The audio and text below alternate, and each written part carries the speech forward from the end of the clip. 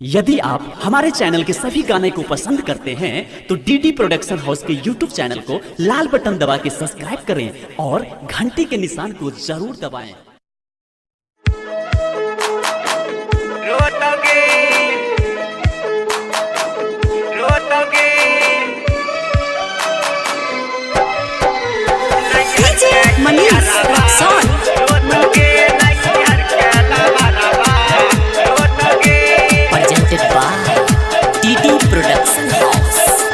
नैहर के छोड़ के तू ससुराल रह जाई छी, नैहर के छोड़ के तू ससुराल रह जाई छी। नैहर के इयारबा रोतोगे, नैहर के लभरबा रोतोगे।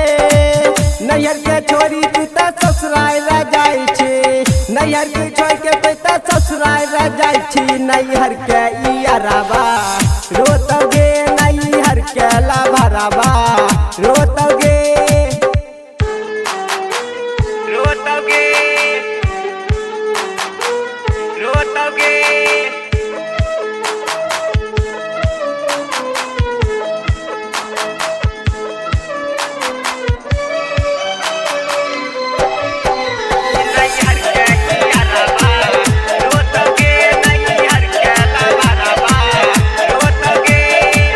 प्यार के कसम खैली गे छौरी, कैली नहीं वादा पूरा गे।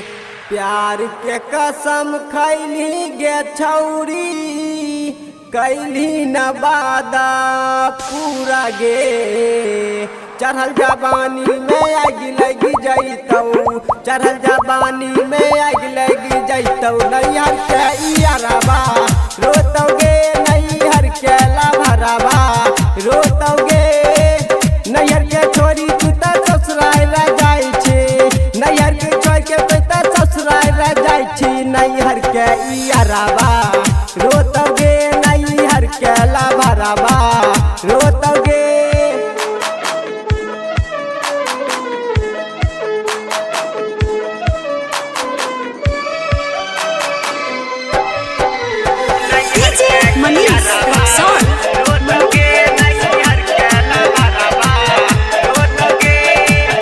अपना संग में खिया के गे छौरी, कैलियो हम जबान गे।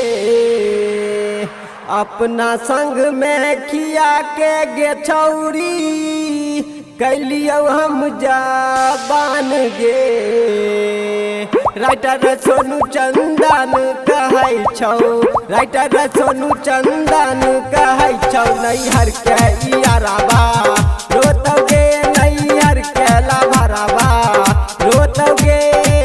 नैहर के छोड़ी तू तो ससुराल रह जाई छी, नैहर के छोड़ी तू तो ससुराल रह जाई छी। नैहर के इयारबा रोतोगे, नैहर के लभरबा रोतोगे।